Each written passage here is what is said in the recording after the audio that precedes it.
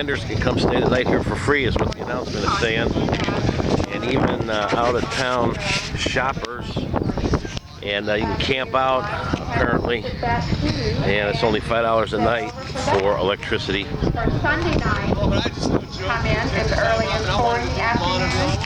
And the camp, there's a nominal camping fee starting at $9, runs from about $9 to $14. Plus $5 is electric. And again, we invite both vendors and shoppers to come camp with us both nights. Look here, here's this Indian again, parked in the same spot. Session that's open for your convenience. So one I seen last week.